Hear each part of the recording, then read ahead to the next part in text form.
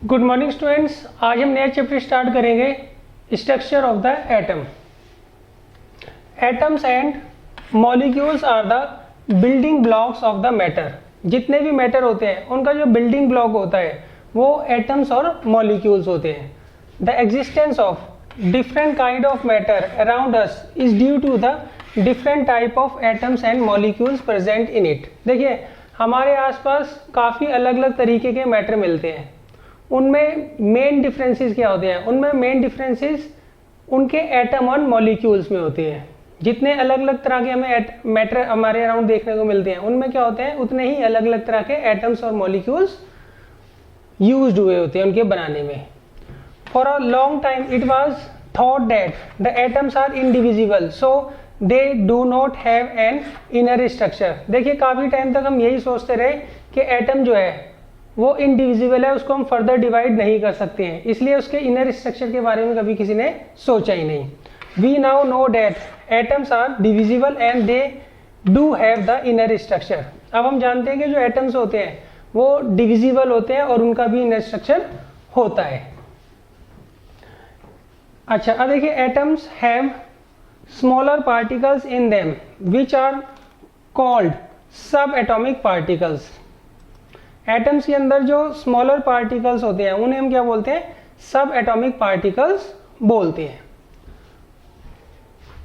और एटम्स में mainly 3 sub atomic particles होते हैं। उनमें सबसे पहले आता है इलेक्ट्रॉन, सेकंड प्रोटॉन और थर्ड आता है न्यूट्रॉन। अब इसमें देखिए, इलेक्ट्रॉन्स जो होते हैं इन पर नेगेटिव चार्ज होता है, प्रोटॉन्स जो होते हैं उन पर पॉजिटिव चार्ज होता है, वेयर एज जो न्यूट्रॉन होते हैं वो क्या होते हैं? न्यूट्रल होते हैं, उनके ऊपर कोई भी चार्ज नहीं होता है। देखिए, बेसिकली होता क्या है, एटम के अंदर 3 सब एटॉमिक पार्टिकल होते हैं। उनमें सबसे पहला आता है इलेक्ट्रॉन, इलेक्ट्रॉन पे नेगेटिव चार्ज होता है। दूसरा होता है प्रोटॉन, प्रोटॉन पे पॉजिटिव चार्ज होता है। और तीसरा होता है न्यूट्रॉन, न्यूट्रॉन के ऊपर कोई भी चार्ज नहीं होता है। Protons and neutrons are present in smaller nucleus at the centre of the atom. देखिए, एटम के अंदर एटम का जो सेंट्रल पार्ट होता है वहां पर न्यूक्लियस होता है, और न्यूक्लियस के अंदर प्रोटॉन्स और न्यूट्रॉन्स दोनों के दोनों उसी के अंदर लाई करते हैं।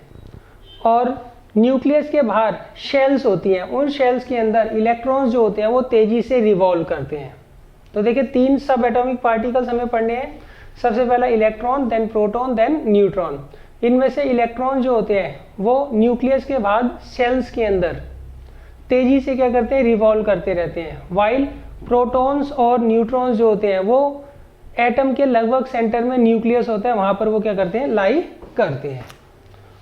Almost the entire mass of the atom is in nucleus because the electrons which are outside the nucleus have very very less या वेरी वेरी नेग्लिजिबल मास। अब देखिए, होता क्या है, सारा का सारा मास जो होता है एटम का वो उसके सेंटर पर ही होता है। उसके पीछे रीजन क्या होता है? इलेक्ट्रॉन्स जो होते हैं वो न्यूक्लियस के बाहर होते हैं और इलेक्ट्रॉन्स का मास नेग्लिजिबल होता है, वो इतना कम होता है कि उसको हम क्या करते हैं? कैलकुलेट करते ही नहीं है। जबकि प्रोटॉन्स और न्यूट्रॉन्स का जो मास होता है उसी को हम क्या करते हैं? कंसीडर करते हैं। क्यों? क्योंकि इलेक्ट्रॉन्स का मास जो होता है in comparison to protons and neutrons वो बहुत ही कम होता है, इसलिए उसे हम नॉर्मली कैलकुलेशन के अंदर यूज करते ही नहीं है। अब देखिए, जो न्यूक्लियस होता है उसके अंदर में एक तो प्रोटॉन्स मिलते हैं और दूसरे क्या मिलते हैं? न्यूट्रॉन्स मिलते हैं। और प्रोटॉन्स पे कौन सा चार्ज होता है? उस पर होता है पॉजिटिव चार्ज, और न्यूट्रॉन्स पर होता है न्यूट्रल चार्ज। तो इसका मतलब जो न्यूक्लियस होता है किसका? एटम का, वो पॉजिटिवली चार्ज होता है। Electrons are outside the nucleus. The electrons in an atom revolve rapidly round the nucleus in a fixed circular path called energy levels और shells। देखिए, मान लीजिए आपको ये एटम दे रखा है, तो एटम के लगभग सेंटर में क्या होता है? न्यूक्लियस होता है। न्यूक्लियस के अंदर प्रोटॉन्स और न्यूट्रॉन्स होते हैं। प्रोटॉन्स पर पॉजिटिव चार्ज होता है और न्यूट्रॉन्स पर न्यूट्रल चार्ज होता है, उस पर कोई भी चार्ज नहीं होता है। एज ए रिजल्ट न्यूक्लियस जो होता है वो पॉजिटिवली चार्ज हो जाता है और इसके अराउंड एनर्जी शेल्स होती हैं। क्या होती है? एनर्जी लेवल या शेल्स होती हैं, जिनमें इलेक्ट्रॉन्स जो होते हैं वो रैपिडली क्या करते हैं? मूव करते रहते हैं। अच्छा, अब एक पर्टिकुलर शेल के अंदर एक फिक्स अमाउंट ऑफ इलेक्ट्रॉन से ज़्यादा नहीं हो सकते हैं। ये हम चैप्टर के एंड पार्ट में पढ़ेंगे। अच्छा, अब देखिए यहाँ पर प्रोटॉन्स पे पॉजिटिव चार्ज होता है, न्यूट्रॉन्स पर न्यूट्रल चार्ज होता है, कोई चार्ज नहीं होता है, इलेक्ट्रॉन्स पर नेगेटिव चार्ज होता है। इस कारण होता क्या है, जो न्यूक्लियस होता है वो पॉजिटिवली चार्ज होते हैं। न्यूक्लियस जो होता है एटम का वो पॉजिटिवली चार्ज होता है, वाइल इलेक्ट्रॉन्स जो होते हैं वो नेगेटिवली चार्ज होते हैं। अच्छा, प्रोटॉन्स और इलेक्ट्रॉन्स का जो नंबर होता है वो सेम होता है इन अ न्यूट्रल एटम। इसलिए जो न्यूट्रल एटम होता है उसके अंदर कोई भी चार्ज आपको देखने को नहीं मिलता है। क्लियर है? एक आपको एलिमेंट का एटम दे रखा है, उसके अंदर जितने इलेक्ट्रॉन्स होंगे उतने ही क्या होते हैं, उसके अंदर प्रोटॉन्स होते हैं। तो मतलब जितना नेगेटिव चार्ज होगा उतना ही पॉजिटिव चार्ज होगा। तो वो एक दूसरे को क्या करते हैं, कैंसिल आउट कर देते हैं और वो एटम को क्या करते हैं, इलेक्ट्रिकली न्यूट्रल बना देते हैं। अब देखिए, atoms of all the elements except hydrogen are made up of the 3 sub atomic particles, electrons, protons and neutrons. देखिए, जितने भी एलिमेंट्स के एटम्स होते हैं उन सब में तीनों सब एटॉमिक पार्टिकल्स होते हैं एक्सेप्ट हाइड्रोजन। हाइड्रोजन के अंदर न्यूट्रॉन नहीं होते हैं, हाइड्रोजन के अंदर न्यूट्रॉन नहीं होते हैं। सही, इसका रीजन भी मैं आपको चैप्टर के जो लास्ट पार्ट है उसमें मैं आपको समझा दूंगा। अभी बस आप ये ध्यान रखिए कि जो हाइड्रोजन होता है उसके अंदर न्यूट्रॉन नहीं होता है, उसमें सिर्फ इलेक्ट्रॉन्स और प्रोटॉन्स होते हैं।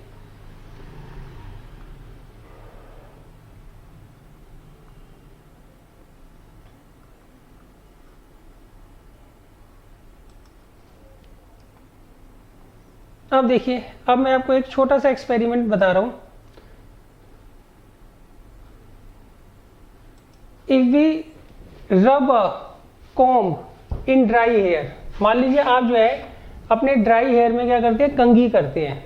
Then this comb attract small pieces of paper, और उसके बाद उस कॉम्ब को अगर आप स्मॉल पीसीज ऑफ पेपर के ऊपर लेकर जाते हैं तो वो पेपर्स क्या होते हैं, उस कॉम्ब के साथ क्या होते हैं, चिपक जाते हैं, उसकी तरफ क्या होते हैं, अट्रैक्ट होते हैं। Similarly if we rub a glass rod with a piece of silk cloth, अब अगर मान लीजिए किसी ग्लास रोड को आप सिल्क क्लॉथ से क्या करते हैं, रब करते हैं, and bring it near an inflated balloon, और किसी इन्फ्लेटेड बलून के पास ले जाते हैं, then glass rod attracts the balloon. तो उस केस में जो ग्लास रोड होगी वो क्या करेगी, बलून को अट्रैक्ट करेगी।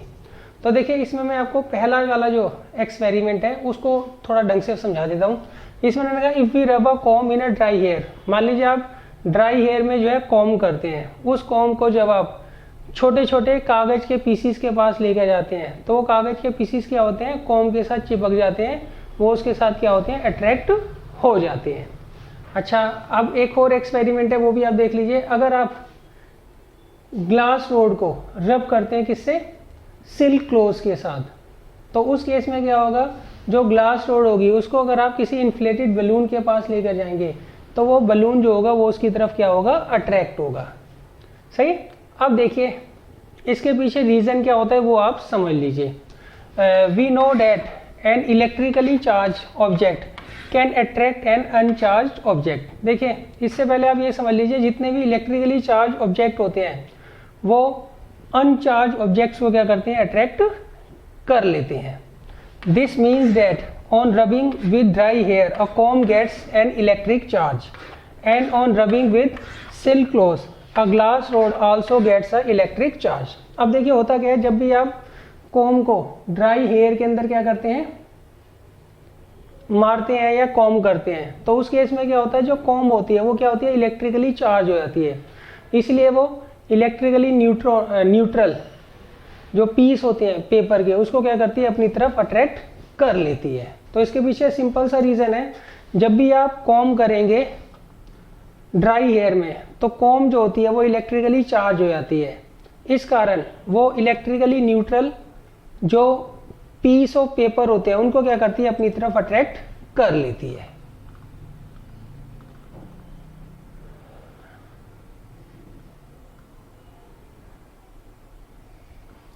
अच्छा, अब देखिए, अब हमें क्या करना है, इस क्वेश्चन का जवाब लाना है कि ये कहां से इलेक्ट्रिकली चार्ज कॉम्ब हो गई। सही है। अच्छा, इसके लिए सबसे पहले हमें कुछ टॉपिक्स करने हैं, वो पहले टॉपिक्स कर लेते हैं, फिर हम क्या करेंगे, इस क्वेश्चन का जवाब भी ढूंढेंगे। सबसे पहले आता है डिस्कवरी ऑफ इलेक्ट्रॉन्स। देखिए, the existence of electron in an atom was shown by J Thompson. Discovery of electron किसने की थी? मिस्टर जे थॉमसन ने की थी इन 1897। देखिए, अब इन्होंने करा क्या था, सबसे पहले आप साइंटिस्ट का नाम जरूर याद कर लीजिएगा। The existence of electron in an atom was shown by J Thomson in 1897। 1897 में जे थॉमसन ने क्या किया थी, इलेक्ट्रॉन की डिस्कवरी की थी, उन्होंने मतलब शो किया था। अच्छा, अब देखिए उन्होंने किया था, वो आप समझ लीजिए, उनका एक्सपेरिमेंट किया था। Thomson passed electricity at high voltage through a glass at very low pressure taken in a discharge tube. उन्होंने एक डिस्चार्ज ट्यूब ली, उसके अंदर एयर को गैस को क्या किया, फिल कर लिया, और उस गैस के अंदर उन्होंने क्या किया, हाई वोल्टेज की इलेक्ट्रिसिटी क्या की, पास की। Streams of minute particles were given out by the cathode negative electrode.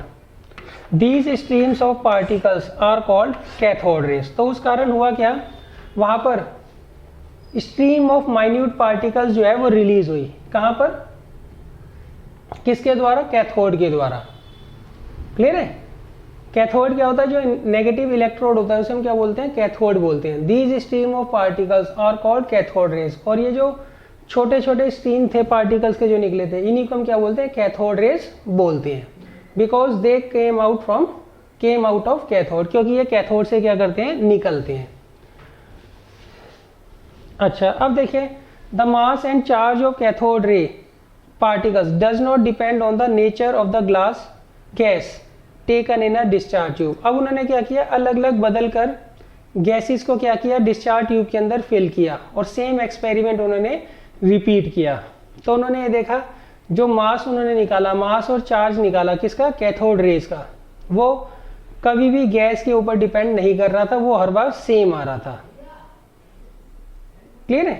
तो दैट मीन्स के सारे जो गैसेस हैं, उनके जो एटम्स हैं, उनके अंदर जो है कैथोड रेज जो होती है वो प्रेजेंट होती है। अच्छा, अब देखिए, अब ये कैथोड रेज क्या थी। Cathode rays consist of small negatively charge particles called electrons. ये जो कैथोड रेज थी, ये किसकी बनी हुई थी, ये इलेक्ट्रॉन्स की बनी हुई थी। Since all the gases form cathode rays, it was concluded that the atoms contain negatively charged particles called electrons। अब देखिए, सारी की सारी गैसेस जो थी वो कैथोड रेज प्रोड्यूस कर रही थी, तो इससे ये कंक्लूजन निकला कि सारी की सारी जो गैसेस के एटम्स हैं उनके अंदर कैथोड रेज होंगी, और कैथोड रेज किसकी बनी होती हैं, वो इलेक्ट्रॉन्स की बनी होती है। डेट मीन्स सारे के सारे जो एटम्स होते हैं उनके अंदर इलेक्ट्रॉन्स प्रेजेंट होते हैं।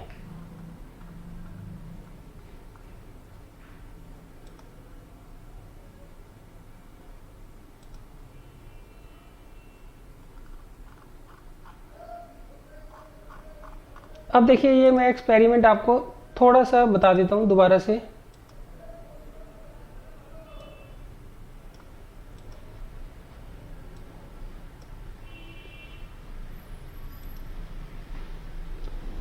ये लेफ्ट में साइंटिस्ट हैं जिन्होंने ये एक्सपेरिमेंट किया था। अब देखिए, ये डिस्चार्ज ट्यूब होती है, यहां पर इन्होंने क्या किया, दो, मैं यहां पे इसका डायग्राम बना देता हूं।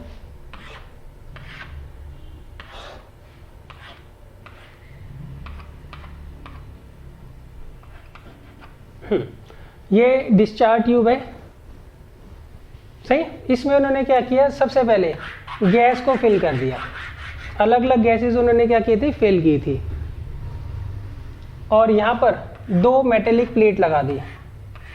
इन मेटेलिक प्लेट को उन्होंने क्या किया, एक बैटरी से ज्वाइन किया। तो ये बैटरी का बच्चों सिंबल होता है, ये आप 10th में जाकर पढ़ेंगे,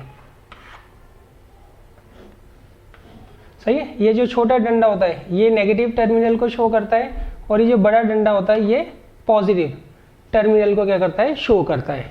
अच्छा, बैटरी के नेगेटिव टर्मिनल से जिस मेटेलिक शीट को हमने ज्वाइन किया उसे हम बोलते हैं कैथोड। उसे क्या बोलते हैं, कैथोड। और जिस मेटेलिक शीट को हमने पॉजिटिव टर्मिनल के साथ ज्वाइन किया उसे बोलते हैं एनोड। तो इसका मतलब ये कैथोड है और ये एनोड है। कैथोड कौन सी मेटेलिक प्लेट होगी जिसको हमने नेगेटिव टर्मिनल के साथ जोड़ा है, और एनोड कौन सी मेटेलिक प्लेट होगी जिसको हमने क्या किया है, पॉजिटिव टर्मिनल के साथ जोड़ा है। अब देखिए सबसे पहले उन्होंने क्या किया, एक डिस्चार्ज ट्यूब ली, इसके अंदर गैस को फिल कर दिया और यहाँ पर एक वैक्यूम पंप सा लगा रखा है ताकि वो डिस्चार्ज ट्यूब में जो गैस है उसका प्रेशर कम कर सके। अब उन्होंने क्या किया, सबसे पहले गैस ली एट लो प्रेशर और उसके अंदर हाई वोल्टेज की इलेक्ट्रिसिटी उन्होंने प्रोड्यूस की, हाई वोल्टेज की इलेक्ट्रिसिटी उन्होंने प्रोड्यूस की। तो उन्होंने ये देखा कि करंट जो है वो यहाँ पे फ्लो कर रहा था, करंट क्या कर रहा था, यहाँ पे फ्लो कर रहा था। क्लियर है। अच्छा, इसके बाद उन्होंने क्या किया बच्चों, देखिए पहले मैं आपको थोड़ा सा 10th का बता देता हूँ, सही है, क्योंकि इसमें एक दो कॉन्सेप्ट जो है 10th के लगने हैं, वो आप समझ लीजिए। देखिए करंट जो होता है वो हमेशा जो होता है वो पॉजिटिव टर्मिनल से नेगेटिव टर्मिनल की तरफ क्या होता है, पास होता है, और जो इलेक्ट्रॉन्स होते हैं वो हमेशा नेगेटिव टर्मिनल से पॉजिटिव टर्मिनल की तरफ क्या होते हैं, पास होते हैं। अच्छा, अब अगर मान लीजिए इन केस बीच में कहीं पर डिसकनेक्शन हो जाता है, बीच में सर्किट कहीं पर ब्रेक हो जाता है, अब ये सर्किट बना हुआ है, अगर ये बीच में कहीं पर ब्रेक हो जाएगा तो उस केस में इस सर्किट के अंदर करंट पास नहीं होगा। क्लियर है। तो अब उन्होंने क्या किया बच्चों, ये बैटरी ली, इसके नेगेटिव टर्मिनल को एक मेटेलिक शीट के साथ ज्वाइन कर दिया, उसे बोल दिया कैथोड, और इस बैटरी के पॉजिटिव टर्मिनल को एक मेटेलिक शीट के साथ ज्वाइन कर दिया और उसको बोल दिया एनोड, उसे क्या बोल दिया, एनोड। अब उन्होंने क्या किया, जैसे ही स्विच ऑन किया तो उनको ये दिखा कि इसमें जो है करंट पास हो रहा है, इसमें जो है वो करंट पास हो रहा है। अब उन्होंने लॉजिक ये लगाया कि ये जो सर्किट है ये यहाँ पर ब्रेक हो रहा है बीच में, क्योंकि बीच में तो कोई वायर उन्होंने लगा नहीं रखी ना, तो ये कहाँ से करंट पास हो रहा है, ये कहाँ से करंट पास हो रहा है। क्लियर है।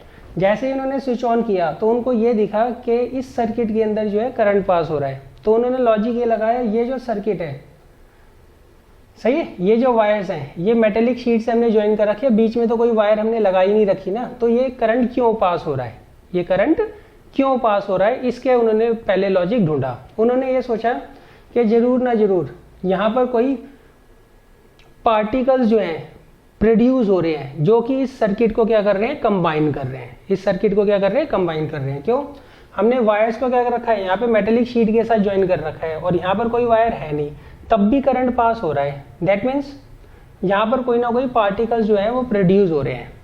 तो दूसरा क्वेश्चन उनका ये उठा कि जो पार्टिकल्स प्रोड्यूस हो रहे हैं वो इस तरफ कैथोड से प्रोड्यूस हो रहे हैं या फिर एनोड से प्रोड्यूस हो रहे हैं। तो उसके लिए उन्होंने क्या किया, सबसे पहले यहाँ पे जिंक सल्फाइड की कोटिंग की, यहाँ पर उन्होंने क्या किया, जिंक सल्फाइड की कोटिंग की।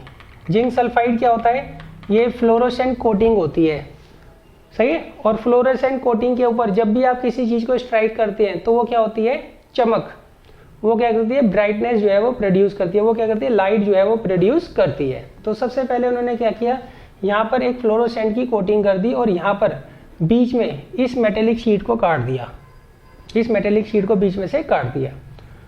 क्लियर है। और दोबारा से उन्होंने क्या किया, स्विच ऑन कर कर करंट पास किया, तो उनको यहाँ पर कोई भी हलचल होती हुई नजर नहीं आई। फिर दोबारा उन्होंने क्या किया, यहाँ पर एनोड के पीछे की जो वॉल थी डिस्चार्ज ट्यूब में, वहाँ पर जिंक सल्फाइड की क्या कर दी, कोटिंग कर दी और बीच में से शीट को क्या कर दिया, काट दिया। क्लियर है। अच्छा, अब जब दोबारा से उन्होंने स्विच ऑन किया तो उनको ये दिखा कि यहाँ पर जो है लाइट प्रोड्यूस हो रही है, यहाँ पर क्या हो रही है, लाइट, जहाँ पर उन्होंने छेद किया है वहाँ पर क्या हो रही है, लाइट प्रोड्यूस हो रही है। तो इसका मतलब जो पार्टिकल्स प्रोड्यूस हो रहे हैं वो कहाँ से हो रहे हैं, कैथोड से हो रहे हैं। इसलिए ये जो रेज प्रोड्यूस हो रही थी, इन्होंने क्या बोला, कैथोड रेज बोला। क्यों, ये कहाँ से प्रोड्यूस हो रही थी, ये कैथोड से प्रोड्यूस हो रही थी। उसका कंफर्मेशन उनको कहाँ से मिला, उन्होंने क्या किया, एनोड के पीछे जो वॉल थी डिस्चार्ज ट्यूब में, उसके ऊपर फ्लोरोसेंट की कोटिंग कर दी, किसकी, जिंक सल्फाइड की। और जैसे ही उन्होंने स्विच ऑन किया तो उनको दिखा यहाँ पे लाइट जो है प्रोड्यूस हो रही है। लाइट कब प्रोड्यूस होती है फ्लोरोसेंट में, जब उसके ऊपर कोई पार्टिकल जाकर स्ट्राइक करता है। तो इससे ये कंफर्म हो गया कि जब भी हम गैस को डिस्चार्ज ट्यूब के अंदर लेंगे एट लो प्रेशर और उसके अंदर हाई वोल्टेज का करंट पास करेंगे तो कुछ स्ट्रीम ऑफ माइन्यूट पार्टिकल्स निकलते हैं जिसके कारण यहाँ पर लाइटनिंग होती है। उन स्ट्रीम ऑफ पार्टिकल्स को हमने क्या बोला, कैथोड रेज बोला। क्या बोला, कैथोड रेज। क्यों? क्योंकि ये कैथोड से बन रही थी, कैथोड की तरफ से आ रही थी, इसलिए इनका नाम इन्होंने क्या रखा, कैथोड रेज रखा। अच्छा, अब इनको कैसे पता लगा कि भाई इसमें नेगेटिवली चार्ज पार्टिकल्स हैं, नेगेटिवली चार्ज पार्टिकल्स है। ये तो उनको पता लग गया कि कैथोड रेज प्रोड्यूस हो रही हैं, सही है। अब ये कैसे पता लगा कि वो नेगेटिवली चार्ज पार्टिकल्स हैं? उसके लिए उन्होंने क्या किया, यहाँ पर पॉजिटिवली चार्ज प्लेट रखी और यहाँ पर नेगेटिवली चार्ज प्लेट रखी। क्लियर है? तो उन्होंने ये देखा यहाँ से जो स्ट्रीम प्रोड्यूस हो रही थी वो ऊपर की तरफ जा रही थी। वो किस तरफ जा रही थी? ऊपर की तरफ जा रही थी। अब देखिए, उस वक्त तक लोगों को ये पता लग गया था कि जो अपोजिट चार्ज होते हैं वो क्या करते हैं, एक दूसरे को अट्रैक्ट करते हैं। अब देखिए, यहाँ से जो स्ट्रीम ऑफ पार्टिकल जा रहा है वो पॉजिटिव प्लेट की तरफ जा रहा है, तो डेट मीन्स ये कंफर्म होता है कि जो कैथोड रेज होती हैं ये नेगेटिवली चार्ज पार्टिकल्स की बनी हुई थी।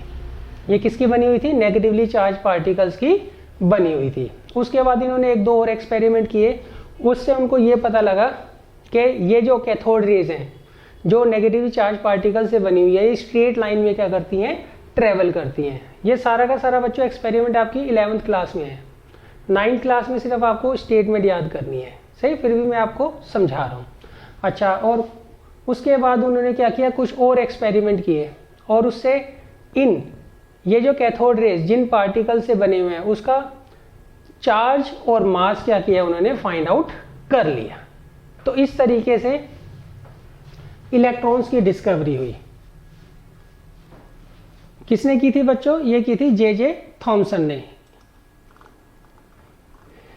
इन 1897।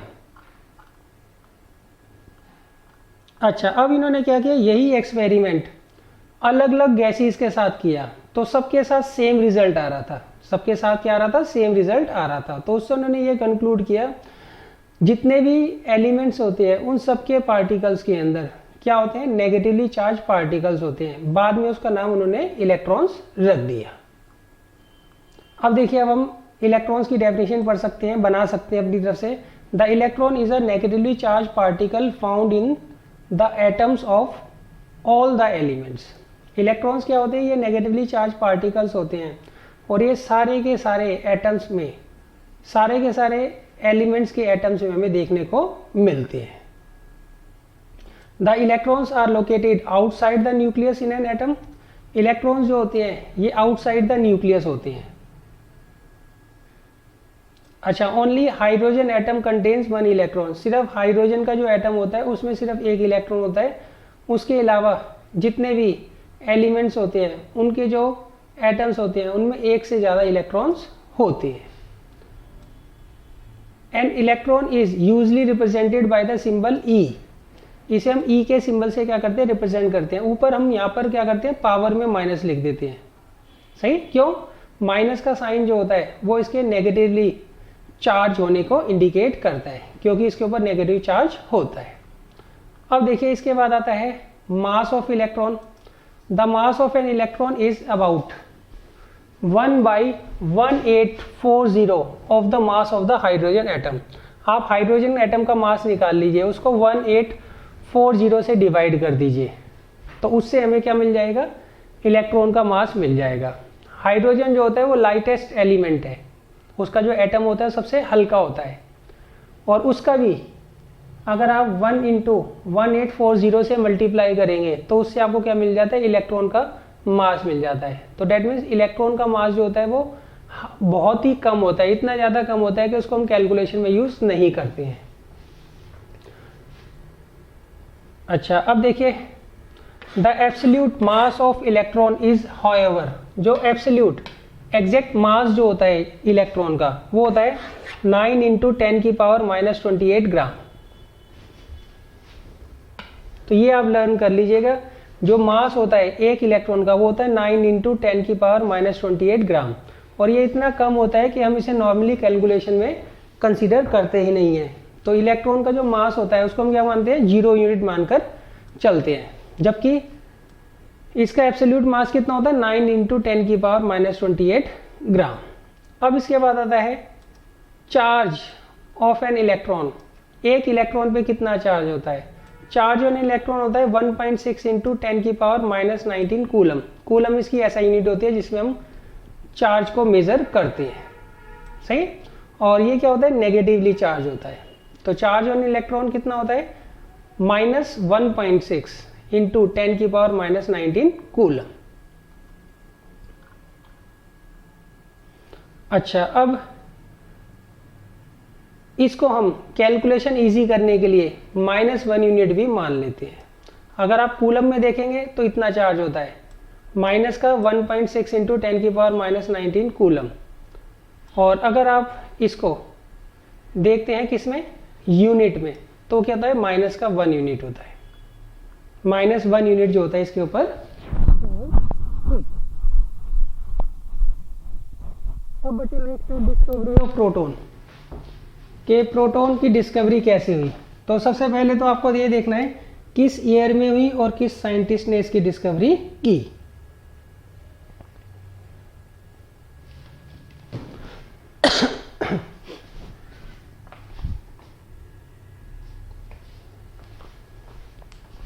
देखिए, प्रोटॉन की डिस्कवरी की थी ई गोल्डस्टीन ने।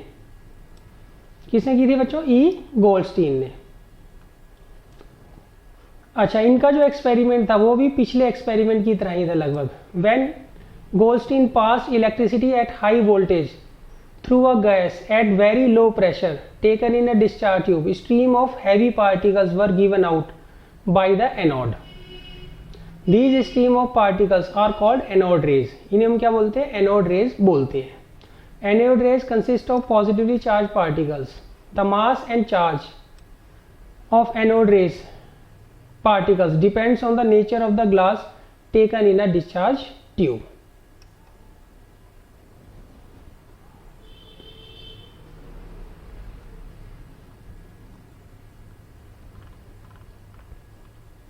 अब देखिए, ये थे गोल्डस्टीन और ये है डिस्चार्ज ट्यूब।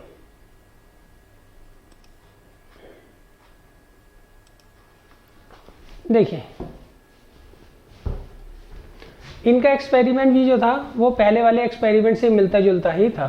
देखिए, इसके लिए इन्होंने क्या किया, सबसे पहले एक डिस्चार्ज ट्यूब ले ली और यहाँ पर एक वैक्यूम पंप लगा दिया ताकि वो गैस का प्रेशर कम ज़्यादा कर सके, बल्कि कम कर सके। और यहाँ पर 2 मेटेलिक शीट लगाई उन्होंने, सही है। और यहाँ पर एक बैटरी लगा दी।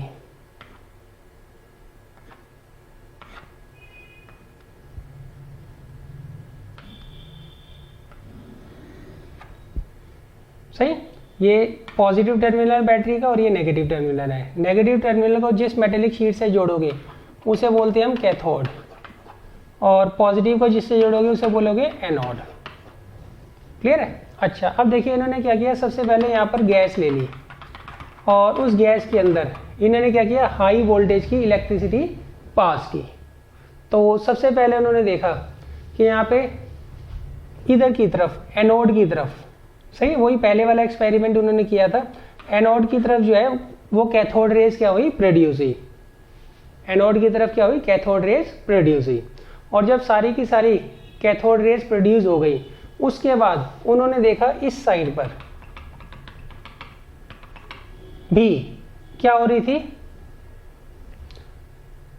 इस साइड भी जो है लाइटनिंग हो रही थी। यहाँ पर उन्होंने क्या किया था, यहाँ पर भी फ्लोरोसेंट की कोटिंग की थी, यहाँ पर भी फ्लोरोसेंट की कोटिंग की थी। सबसे पहले कैथोड रेज प्रोड्यूस हुई। क्यों, cathode rays negatively charge particles की बनी होती है। नेगेटिवली चार्ज पार्टिकल्स मतलब इलेक्ट्रॉन्स। इलेक्ट्रॉन्स का मास क्या होता है, कम होता है। तो जब भी आप किसी को एनर्जी देंगे तो जिसका मास कम होगा वो सबसे पहले क्या करेगा, मूव करेगा, और जिसका मास ज़्यादा होगा वो सबसे आखिरी में क्या करेगा, मूव करेगा। अच्छा, तो जब सारी की सारी कैथोड रेज प्रोड्यूस हो गई, उसके बाद उन्होंने ये देखा कि जो कैथोड के पीछे डिस्चार्ज ट्यूब की वॉल थी, जहाँ पर उन्होंने जिंक सल्फाइड की कोटिंग कर रखी थी, वहाँ पर भी क्या हुई, लाइटनिंग होनी चालू हो गई। तो इससे उन्होंने ये अनुमान लगाया कि हो ना हो कैथोड रेज के अलावा भी कोई दूसरी रेज जो होती है वो एटम्स के अंदर होती है। क्लियर है? अच्छा, और उनका जो मास होता है वो इलेक्ट्रॉन्स के मुकाबले क्या होता है, बहुत ज़्यादा होता है। अच्छा, अब उनके ऊपर चार्ज क्या होगा, उसके लिए उन्होंने क्या किया, ऊपर की साइड लगाई नेगेटिव प्लेट और नीचे की तरफ लगाई पॉजिटिव प्लेट। तो उन्होंने ये देखा सारी की सारी जो स्ट्रीम्स थी वो नेगेटिव प्लेट की तरफ जा रही थी, नेगेटिव प्लेट की तरफ जा रही थी। तो उससे उन्होंने ये कंफर्म किया कि ये जो एनोड रेज बन रही है, केनाल रेज बन रही है, ये पॉजिटिवली चार्ज पार्टिकल्स की बनी हुई है। ये किसकी बनी हुई है बच्चों, पॉजिटिवली चार्ज पार्टिकल्स की बनी हुई है। तो इस तरीके से उन्होंने प्रोटॉन्स की डिस्कवरी की।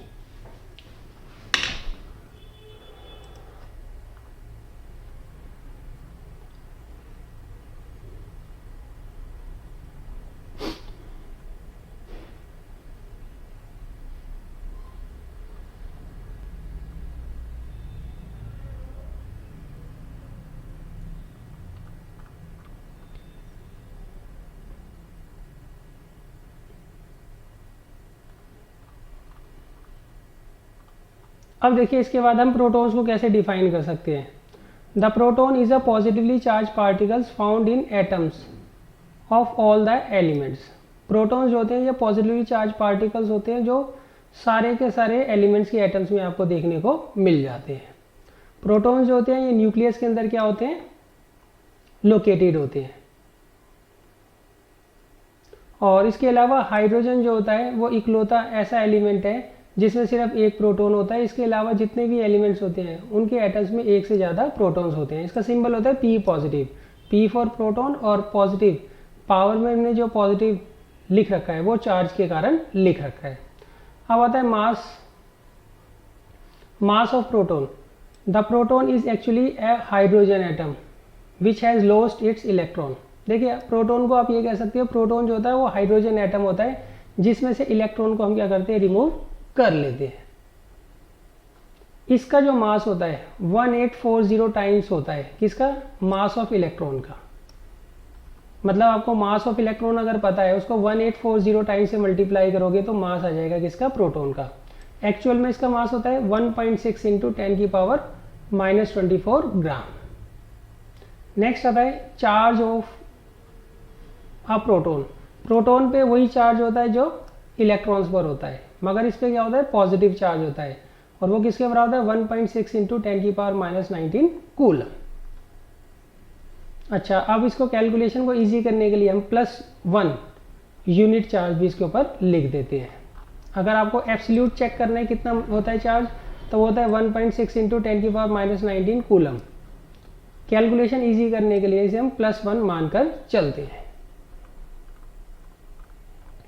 अब इसके बाद आता है बच्चों discovery of neutron. Discovery of neutron की थी जेम्स चैडविक ने इन 1932। और उन्होंने ये देखा न्यूट्रॉन जो होता है वो न्यूट्रल चार्ज होता है, न्यूट्रल पार्टिकल होता है। इस पर ना तो पॉजिटिव चार्ज होता है ना ही इस पर नेगेटिव चार्ज होता है। और हाइड्रोजन को छोड़कर बाकी सब में क्या होता है, न्यूट्रॉन होता है। हाइड्रोजन इकलौता ऐसा एलिमेंट है जिसमें कोई भी न्यूट्रॉन नहीं होता है।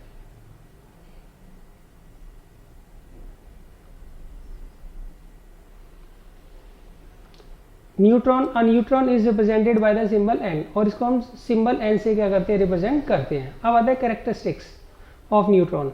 मास ऑफ न्यूट्रॉन वही होता है जो कि मास ऑफ प्रोटॉन होता है। और चार्ज और न्यूट्रॉन इलेक्ट्रिकली न्यूट्रल होता है और इसके ऊपर कोई भी चार्ज नहीं होता है, इसके ऊपर कोई भी चार्ज नहीं होता है।